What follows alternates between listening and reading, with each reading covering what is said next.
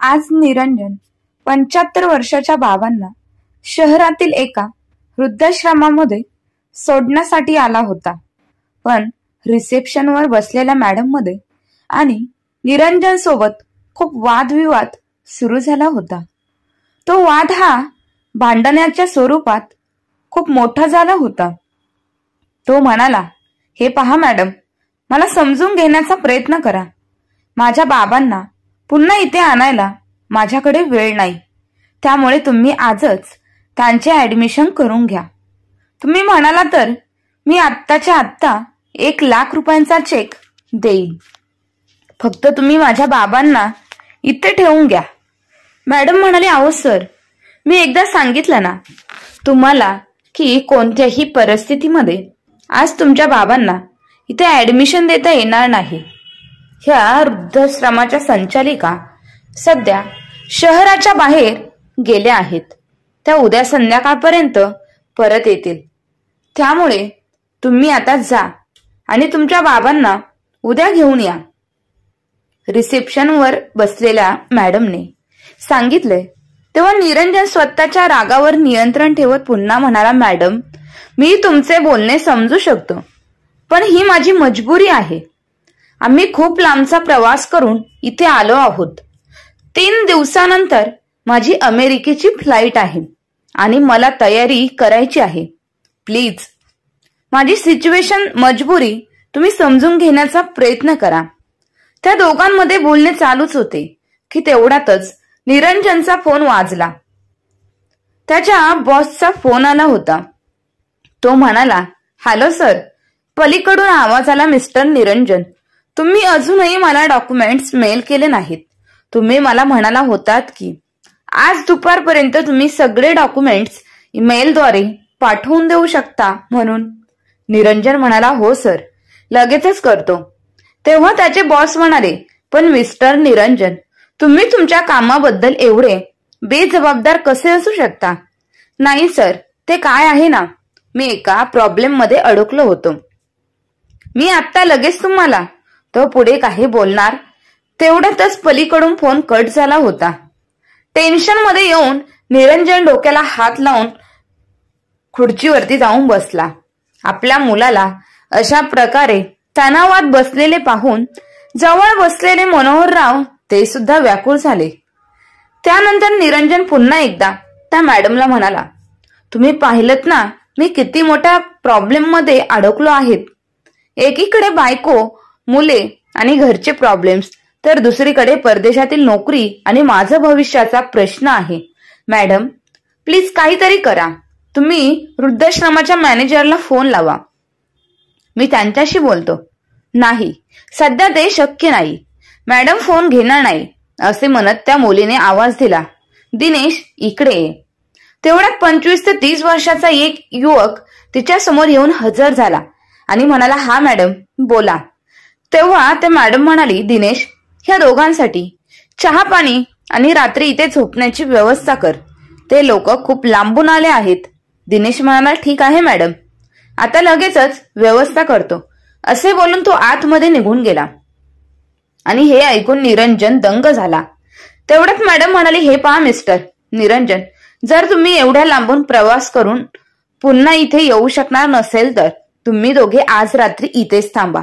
निरंजन म्हणाला, पण मॅडम, मला खूप प्रॉब्लेम होईल. मॅडम म्हणाली, अहो, पण मी सांगितलं ना की तुम्ही इथे रात्री थांबवू शकता. तुम्ही रूम नंबर 2 मध्ये जा आणि काही लागले तर तसे सांगा. मॅडमने सांगितल्यावरती निरंजन नाराज होऊन आपल्या बाबांसोबत त्या खोलीमध्ये निघून गेला, जिथे दिनेशने जमिनीवर अंथरूण टाकून त्यांच्यासाठी रात्र थांबण्यासाठी व्यवस्था केली होती. दिनेश म्हणाला, साहेब, मी काही वेळातच तुमच्यासाठी चहा आणि नाश्ता घेऊन येतो. तोपर्यंत तुम्ही हातपाय तोंड धुवून घ्या. जवळच बाजूला बाथरूम आहे. असे बोलून दिनेश तेथून निघून गेला. निरंजन तिथे लॅपटॉप उघडून त्याचे काम करत बसला होता.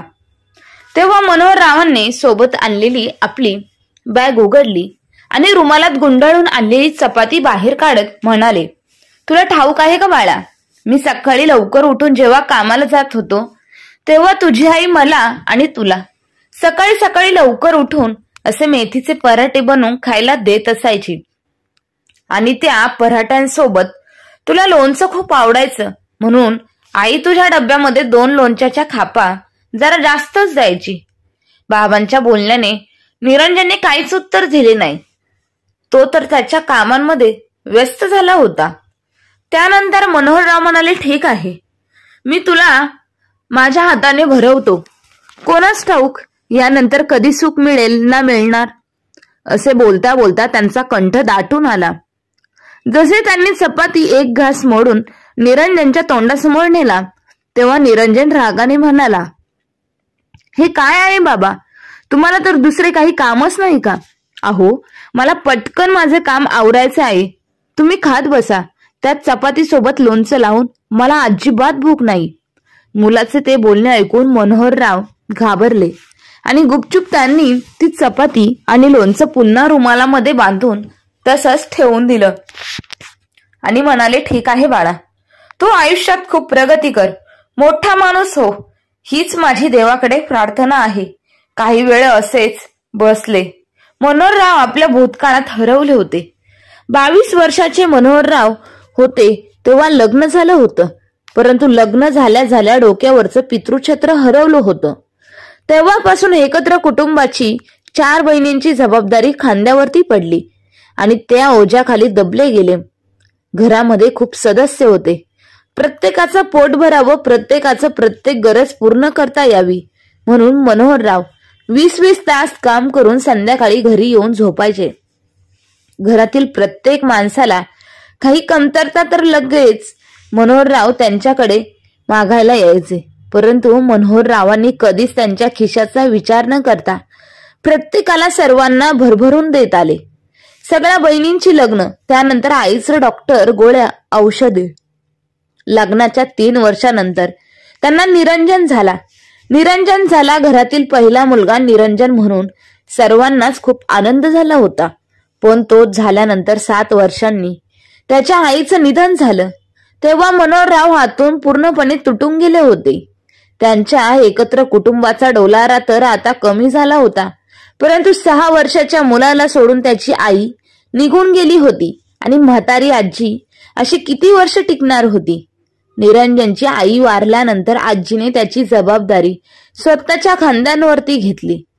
मनोहरराव दिवसभर बाहेर जाऊन काम करून पैसे कमावून आणायचे आणि त्यांची आई निरंजनचा सांभाळ करत असायची आणि घर सांभाळायची. मनोहरराव मनातून पूर्णपणे खचून गेले होते, परंतु मुलाच्या चेहऱ्याकडे पाहिलं की त्यांना साहस आणि जिद्द वाटायचं आणि मनामधून त्यांना असंच वाटायचं की माझ्या मुलाला मला आईचं आणि वडिलांचं प्रेम, दोघांचंही प्रेम द्यायचं आहे, त्यामुळे मला असं खचून जमणार नाही. निरंजनच्या तोंडाकडे पाहून मनोहरराव दिवसाची सुरुवात करायची आणि त्याच्यासाठी मरमर कष्ट करायला शहरामध्ये जायचे. मुलाचे पालन पोषण करण्यासाठी त्यांनी कोणते काम करायची लाज बाळगली नाही, पण ही कामं करताना त्यांनी आपल्या मुलाला कधीच एकटं सोडलं नाही. एवढा त्रास सहन करून सुद्धा मनोहररावांनी आपल्या मुलाला शिक्षण दिले आणि ह्याच योग्यतेचे बनवले की त्याला एका मल्टीनॅशनल कंपनीमध्ये नोकरी मिळाली. त्यानंतर त्याची ओळख एका साक्षी नावाच्या मुलीसोबत झाली. दोघे एकमेकांच्या प्रेमात पडले आणि लवकरच त्या दोघांनी लग्न करण्याचा निर्णय घेतला होता. साक्षी ही आधुनिक विचारांची मुलगी होती. घरकाम करायला तिला अजिबात आवडत नव्हते, त्यामुळे घरातील सर्व कामे ही मनोहररावांच्या म्हाताऱ्या आईसोबत मनोहररावांना देखील करावी लागत असायची. तिला फक्त पार्ट्या करणे, मैत्रिणींसोबत शॉपिंगला जाणे, आई बाबांच्या घरी जाणे हीच तिची दिनचर्या होती. जर कधी घरी राहिली तर ती तिच्या मैत्रिणींना घरी बोलावून पार्टी करायची आणि हे मनोहररावांना अजिबात आवडत नव्हते. पण तरी देखील ते सुनेला काहीच बोलू शकत नव्हते आणि जर काही बोलले तर साक्षी तिच्या सासऱ्यांना उलट बोलायची सुद्धा घाबरत नव्हती. मुलगा बायकोच्या प्रेमात वेळा झाला होता, त्यामुळे त्याला काही सांगून उपयोग नव्हता. कशी तरी आयुष्याची गाडी चालत होती. दिवस असेच तरस होते.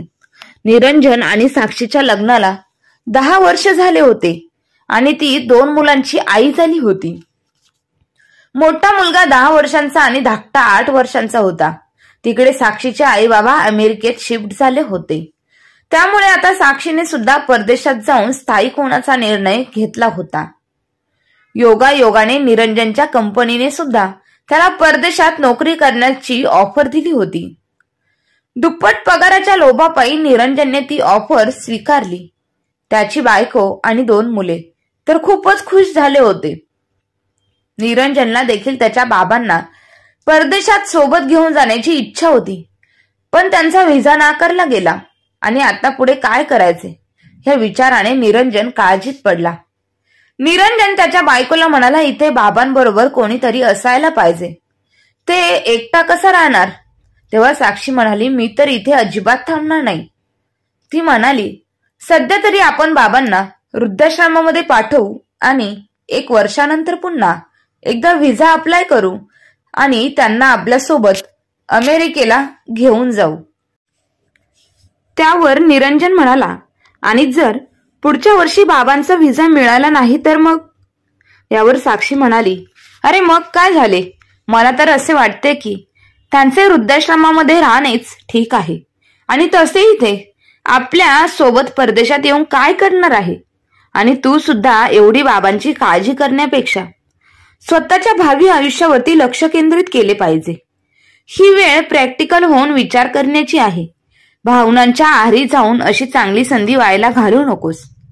निरंजनला देखील साक्षीचे बोलणे योग्य वाटले आणि तो आपल्या बाबांना वृद्धाश्रमामध्ये पाठवण्यासाठी तयार झाला.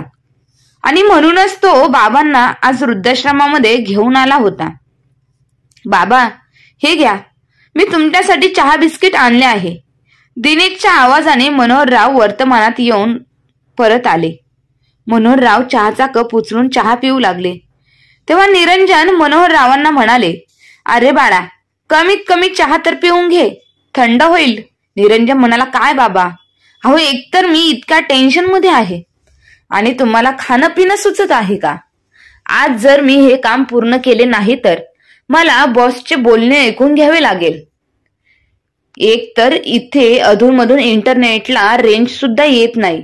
कोणास ठाऊक वृद्धाश्रमवाल्यांनी असले कसले नियम बनवलेले आहेत.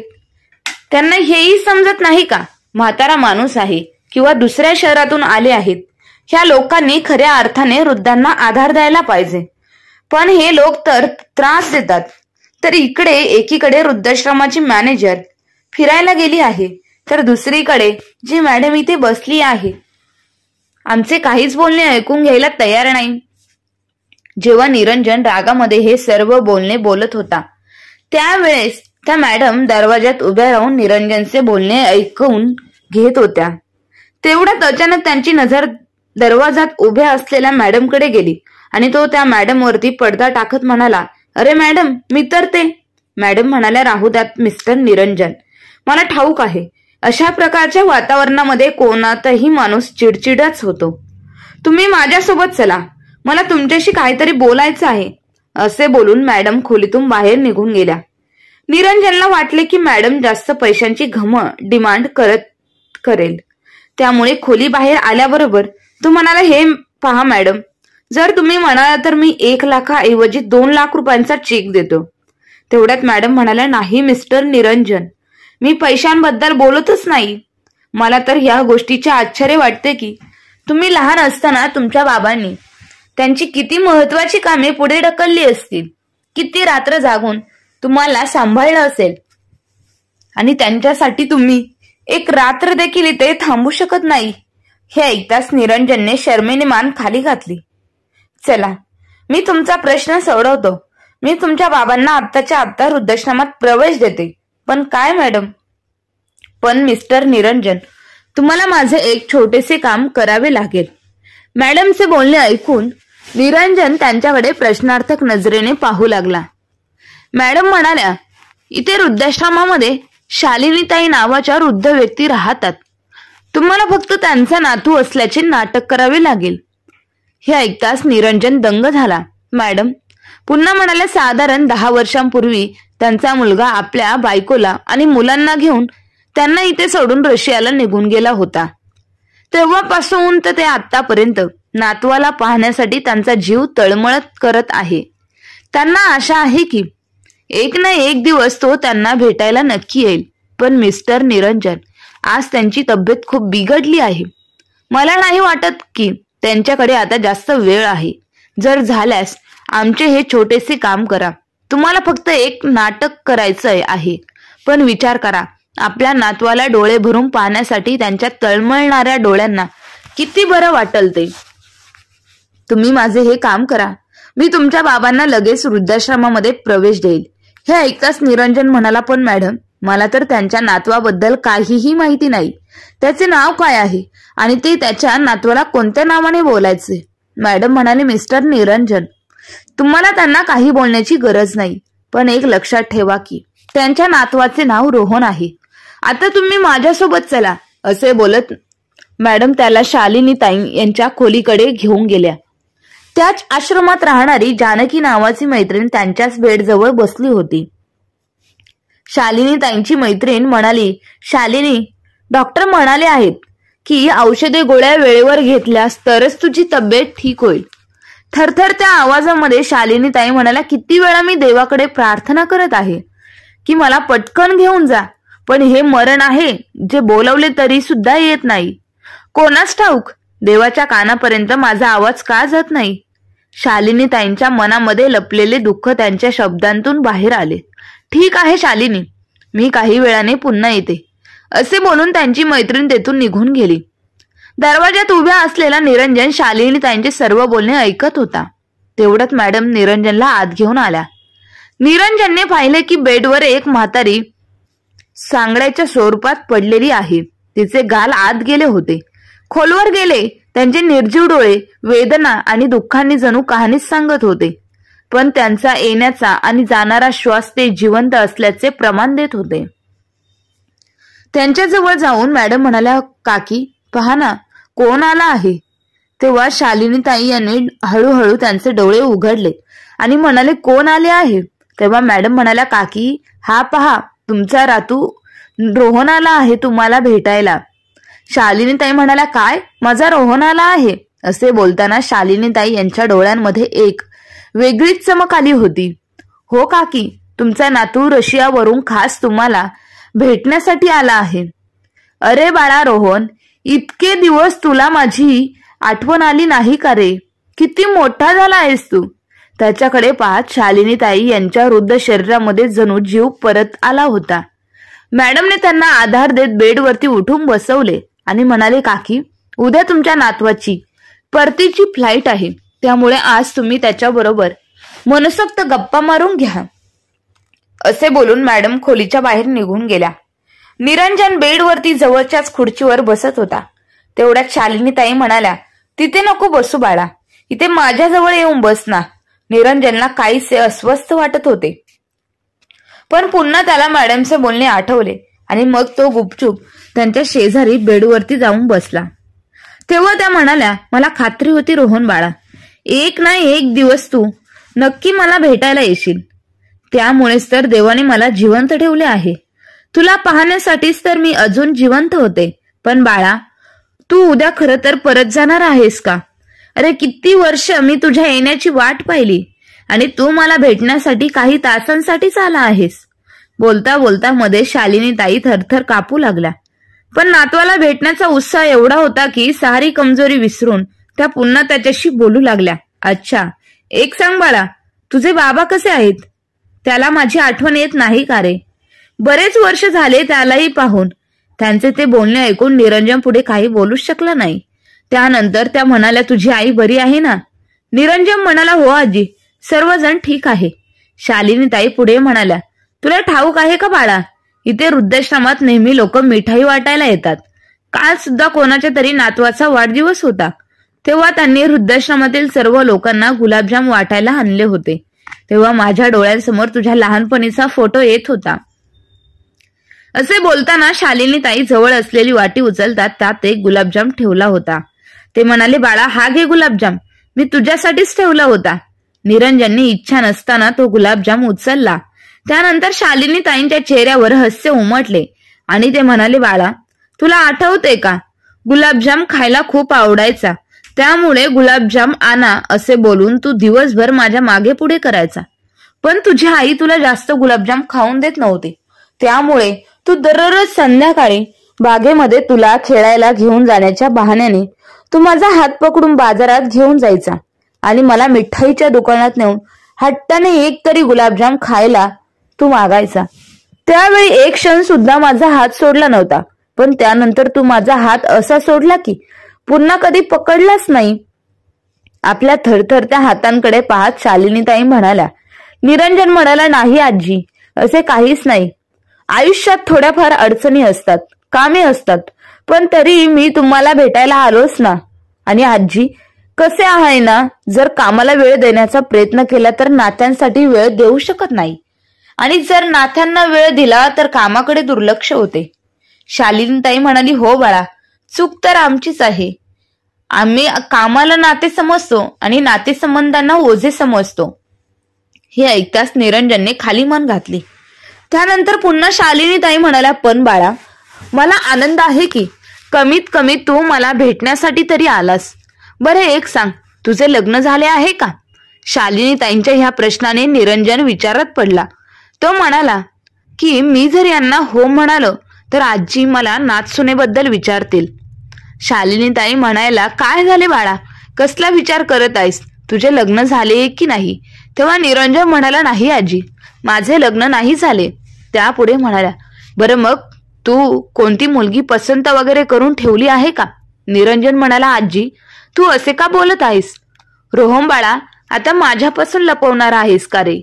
मी तुझ्या बापाची आई आहे. असे बोलताना त्यांचा आवाज पुन्हा थरथर कापू लागला आणि त्यांच्या डोळ्यांतून अश्रुधारा वाहू लागल्या.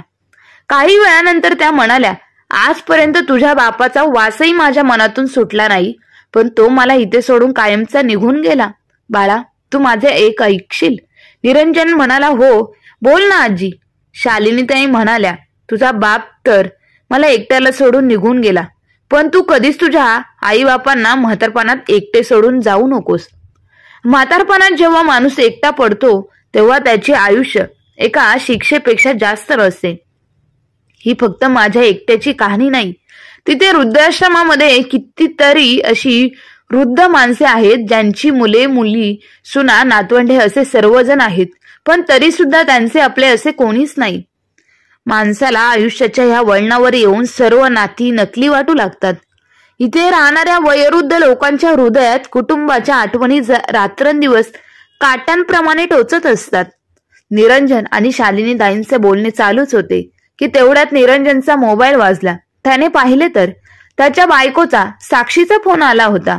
तो म्हणाला, आजी, आता तुम्ही झोपा बरं, सकाळी एअरपोर्टला जाण्याआधी मी तुम्हाला भेटायला येईल. शालिनीताई म्हणाल्या, बाळा, चालला सुद्धा तू? थकला असशील, जाऊन झोपून घे, जेवण करून घे आणि तुला जगातला सर्व आनंद मिळू दे. निरंजनने शालिनीताईंच्या पायाला स्पर्श करून आशीर्वाद घेतला आणि जड पावलांनी दरवाजाकडे निघाला. पण दरवाजाच्या चौकटीत पोहोचताच त्याला हृदय पिळून टाकणारी किंकाळी ऐकू आली. त्या आवाजाने तो घाबरून आणि त्याने मागे वळून पाहिले तर शालिनीताई अंथरुणावरती बेशुद्ध पडल्या होत्या. निरंजन पटकन त्यांच्याजवळ गेला. त्याने त्यांना हलवले, पण तोपर्यंत त्यांचा जीव निघून गेला होता. त्या वृद्ध माणसाची त्याचे कोणतेही नाते नसताना तरी देखील त्याची झालेली अवस्था पाहून निरंजनच्या डोळ्यांतून अश्रुधारा वाहू लागल्या आणि पटकन मॅडमला आवाज दिला आणि शालिनीताईंबद्दल सर्व सांगितले. बराच वेळ निरंजन उदास होऊन बाहेर बसला होता. तेव्हा पुन्हा एकदा त्याचा फोन वाजला. निरंजनने फोन घेतला तेव्हा त्याची बायको म्हणाली, अरे कुठे आहेस निरंजन? बराच वेळ झाला तुला जाऊन. तू बाबांना वृद्धाश्रमात सोडायला गेला होतास ना, मग अजून कसा का नाही आलास? निरंजन म्हणाला, साक्षी, त्याचे काय आहे ना, इथे वृद्धाश्रमाच्या संचालिका कुठेतरी बाहेर फिरायला गेल्या आहेत, त्यामुळे बाबांची ऍडमिशन झाली नाही, म्हणूनच मी. तेव्हा त्यांचे बोलणे अर्धवट ठेवत साक्षी म्हणाली, कमाल आहे बाबा तुझी, आज ऍडमिशन झाले नाही तर उद्या झाले असते ना, त्यासाठी तुला तिथे थांबण्याची काय गरज होती? तो बाबांना तिथे सोडून परत यायला पाहिजे होते ना. 3 दिवसानंतर आपली फ्लाईट आहे आणि तो तिथे बाबांजवळ बसला आहेस. तुला तयारी करायची नाही का जायची? निरंजन म्हणाला, साक्षी, तू असे कसे बोलू शकते? अगं, ते माझे बाबा आहेत, मग त्यांना असे मी एकटे सोडून कसा येऊ शकतो? मी उद्या सकाळी लवकर इथून निघेल, असे बोलून निरंजनने फोन कट केला. त्यानंतर तेव्हा तो आपल्या बाबांच्या खोलीमध्ये गेला. तेव्हा त्याला उदास झालेले पाहून मनोहरराव यांनी विचारले, काय झाले बाळा? काही समस्या आहे का? कुठे होतास तू इतका वेळ? निरंजन म्हणाला, बसून बसून कंटाळा आला होता, त्यामुळे जरा बाहेर फिरत होतो. बरं बाबा, चला, मॅडमने आपल्याला हॉलमध्ये बोलवलेलं आहे. मनोहरराव हॉलमध्ये आले. आणि ते कशासाठी? निरंजन म्हणाला, अहो बाबा, त्यांनी आपल्याला बाहेर जेवायला बोलवले आहे. या आश्रमाचा एक नियम आहे, इथे सर्व लोक एकत्र बसून जेवण करतात. मनोहरराव म्हणाले, हो बाळा, तू सुद्धा सकाळपासून काही देखील खाल्ले नाही, तुला देखील भूक लागली असेल ना, आणि वरून ह्या कामाचे ओझे तर वेगळेच. चल पटकन जेवण करून घेऊया आपण.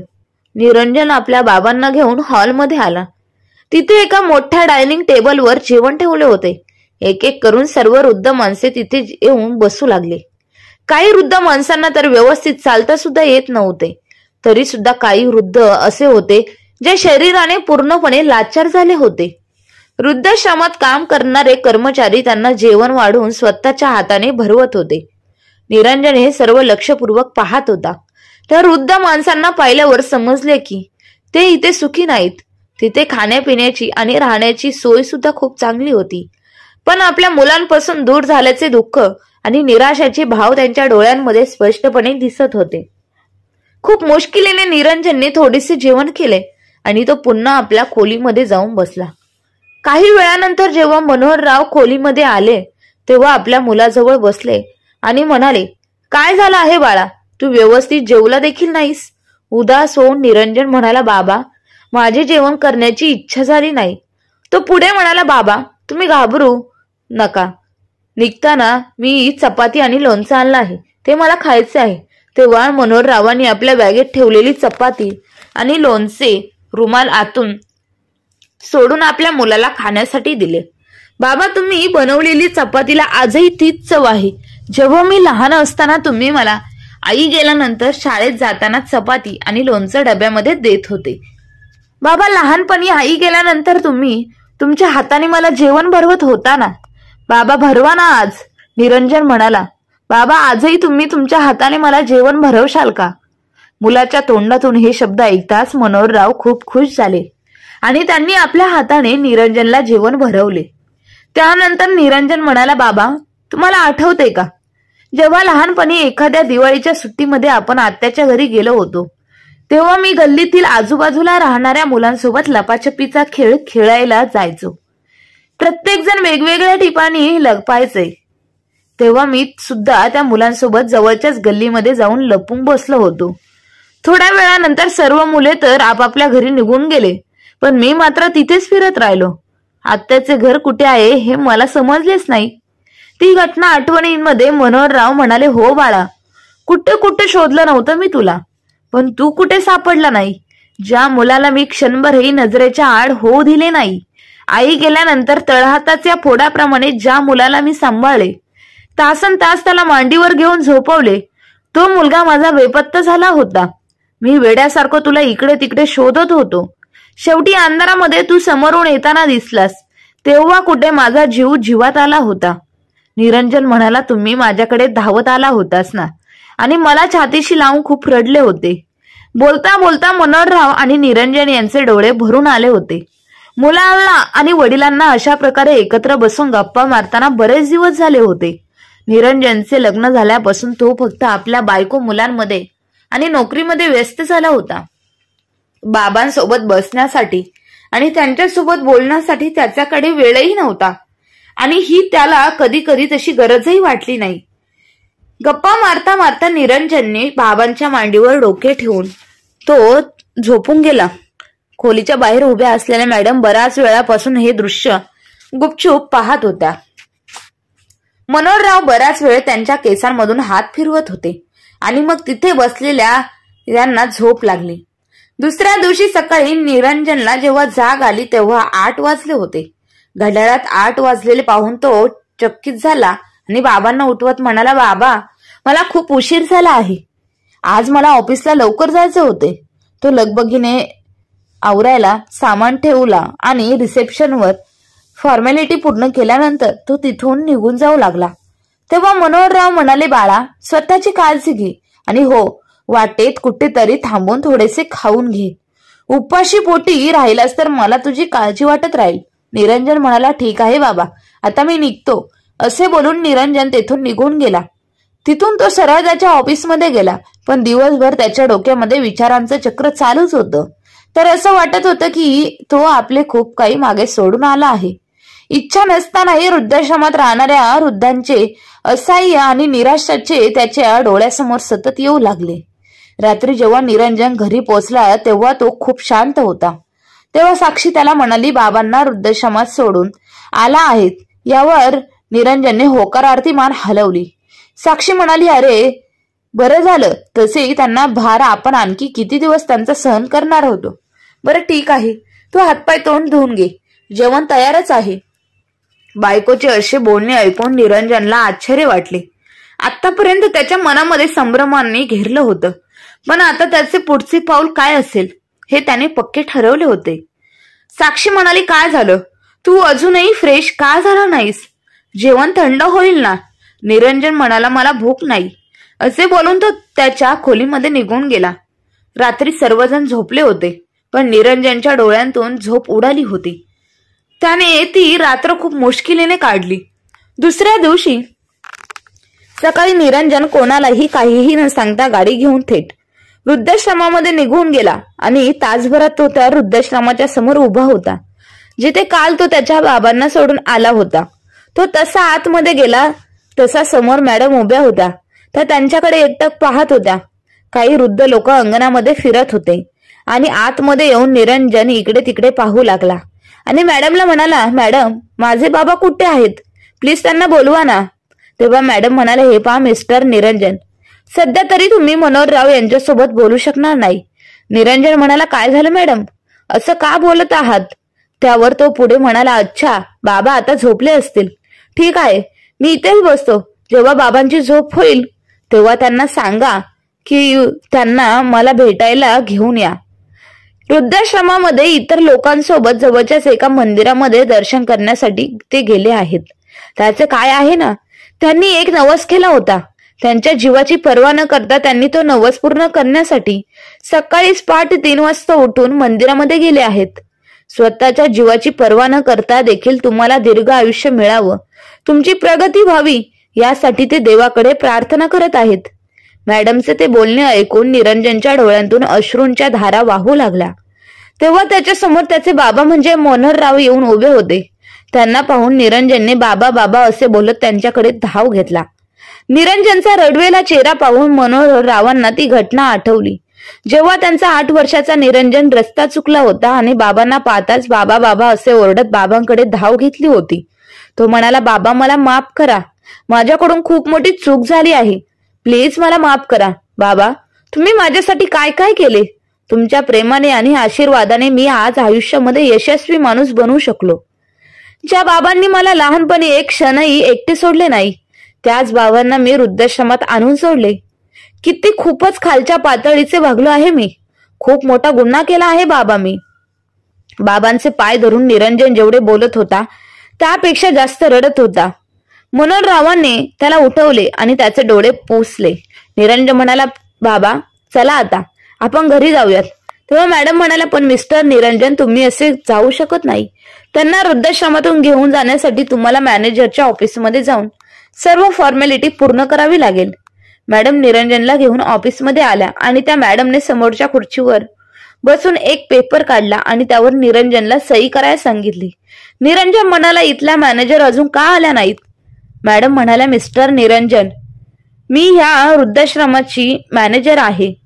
निरंजन म्हणाला, पण मॅडम, 2 दिवसांपूर्वी मी जेव्हा इथे वृद्धाश्रमात आलो होतो तेव्हा तुम्हीच म्हणाले की मॅनेजर मॅडम सुट्टीवरती गेले आहेत. तेव्हा मॅडम हसत म्हणाले, ते सर्व खोटे होते आणि ते खोटे मी यासाठी बोलले होते की तुम्ही इथे एक रात्र थांबवावे आणि पाहावे की वयाच्या ह्या वळणावरती कुटुंबापासून वेगळे झाल्यावरती एका माणसाची अवस्था काय होते. इथे येणाऱ्या सर्व लोकांना मी एक संधी देते आणि ते लोक नशीबवान असतात जे या संधीचं सोनं करतात. त्याला खूप महत्व असते. मिस्टर निरंजन, आई वडील आपल्या मुलांच्या जन्माआधीच मुलांना घडविण्यासाठी पैसे वाचवायला सुरुवात करतात, पण त्या बदल्यात त्यांनी कधीच ही अपेक्षा केली नसते. त्यांच्या मुलांनी देखील मोठे झाल्यानंतर आई वडिलांच्या वृद्धापकाळासाठी पैसे वाचवावेत, कारण उतरत्या वयात त्यांना पैशांची गरज नसते, तर गरज असते ती आपल्या मुलांची, आपल्या माणसांची आणि त्यांच्या सहवासाची. आणि जेव्हा हे सर्व त्यांना मिळते तेव्हा त्यांचे म्हातारपण आनंदामध्ये जाते. हे ऐकताच निरंजनच्या डोळ्यांमध्ये अश्रुधारा वाहू लागल्या. तो म्हणाला, तुमचे खूप खूप धन्यवाद मॅडम, तुम्ही माझ्यावरती खूप उपकार केले आहेत. तुमचे पुन्हा पुन्हा एकदा आभार मानतो. तू जसा वृद्धाश्रमाच्या गेटच्या बाहेर जाऊन लागला तेव्हा सर्व वृद्ध एकटक पाहू लागले त्याच्याकडे. काही समवयस्कर लोक त्यांना बाहेरपर्यंत सोडवायला सुद्धा आले होते. ते सर्वजण विचार करत होते की आमच्याही जीवनामध्ये एक दिवस असाच यावा आणि आमच्याही मुलांना पश्चाताप हवा आणि एक दिवस त्यांनी आम्हाला वृद्धाश्रमातून आपल्या घरी घेऊन जावे. मनोहरराव जेव्हा आपल्या मुलासोबत गाडीमध्ये बसले होते तेव्हा निरंजनचा मोबाईल वाजला. साक्षीचा फोन आला होता. ती म्हणाली, अरे सकाळी सकाळी मला न सांगता कुठे निघून गेला? मी तुला किती वेळास फोन लावला पण तू फोनही उचलला नाहीस. निरंजन म्हणाला, मी वृद्धाश्रमातून बाबांना घरी घेऊन येत आहे. साक्षी म्हणाली, अरे हे काय करत आहेस तू? तू बाबांना पुन्हा घरी का घेऊन येतोय आणि इथे त्यांना कोणाजवळ ठेवणार आहेस? आता त्यांचा सांभाळ कोण करेल? आपल्याला तर परदेशात जायचं आहे ना. आणि मी आत्ताच सांगते, फॉरेनला जाण्याचा प्रोग्राम मी अजिबात रद्द करणार नाही. तू जिथून बाबांना घेऊन येत आहे तिथून तू परत सोडून ये. निरंजन म्हणाला, अजिबात नाही. मी माझ्या बाबांना एकट्याला सोडून अमेरिकेला जाऊ शकत नाही. तुला कुठे जायचं आहे तिकडे तू जाऊ शकतेस. तुला तुझा मार्ग मोकळा आहे, पण माझ्या बाबांना मी अजिबात सोडणार नाही. असे बोलून निरंजनने फोन कट केला आणि मनामध्ये निश्चय केला की आता कोणत्याही परिस्थितीमध्ये तो त्याच्या बाबांची साथ कधीच सोडणार नाही. म्हणूनच मनोहरराव म्हणाले, बाळा असे करू नकोस. मी राहील वृद्धाश्रमामध्ये. तेव्हा निरंजन म्हणाला, नाही बाबा, मग मी तुमच्याबरोबर वृद्धाश्रमामध्ये राहतो. मनोहरराव म्हणाले, अरे बाळा, तुला तुझा संसार आहे, बायको मुलं आहेत, तू का म्हणून राहशील माझ्यासोबत वृद्धाश्रमात? आणि सुनबाई म्हणते तर तू परदेशात जाण्याचा प्रोग्राम रद्द करू नकोस.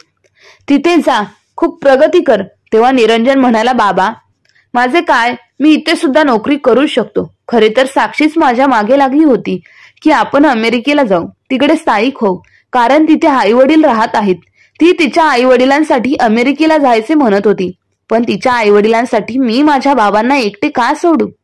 त्यामुळे जर तिला तिकडे जायचे असेल तर ती बिनधास्त जाऊ शकते, पण आता यापुढे तुम्हाला एकट्याला मी कधीच सोडणार नाही. त्यामुळे मला मोठी किंमत मोजावी लागली तरी चालेल. काही वेळाने तो त्याच्या बाबांसोबत घरी पोहोचला. तेव्हा साक्षीने निरंजन बरोबर भांडण खूप केले आणि शेवटी ती मुलांसोबत अमेरिकेला निघून गेली. पण निरंजन मात्र शेवटपर्यंत त्यांच्या बाबांसोबत राहिला. 6 महिन्यातच साक्षी पुन्हा भारतात परत आली, कारण जेव्हा ती अमेरिकेला गेली होती तेव्हा तिच्या आई वडिलांकडे राहत होती. 4 महिन्यांपूर्वी तिच्या भावाचं लग्न झालं. काही दिवसांनी तिथे तिच्या भाऊजाईचं आणि तिचं अजिबात पटत नव्हतं. त्यामुळे साक्षीने पुन्हा भारतात परतण्याचा निर्णय घेतला. घरी आल्यावर तिने निरंजन आणि मनोहरराव यांचे पाय धरून माफी मागितली आणि यापुढे नवऱ्याला सोडून कुठेही जाणार नाही आणि म्हणूनच मनोहररावांची सेवा शेवटपर्यंत करण असं तिने प्रॉमिस केलं. निरंजनने देखील त्याच्या बायकोला माफ करून स्वीकारलं आणि मनोहररावांनी साक्षीच्या डोक्यावरती हात ठेवून आशीर्वाद दिला. आणि आता मनोहरराव आपल्या मुलांसोबत, नातवंडांसोबत आणि सुनेसोबत आनंदाने जीवन जगत होते. तर मित्रांनो, वृद्धाश्रमातील मॅनेजरने निरंजनचे डोळे उघडले आणि साक्षीच्या वहिनीने तिचे डोळे उघडले आणि यामधून मनोहररावांना न्याय मिळाला. याबद्दल तुमचं काय मत आहे हे कमेंट करून नक्की कळवा आणि कथा आवडली असेल तर आपल्या चॅनलला लाईक, शेअर, सबस्क्राईब नक्की करा. धन्यवाद.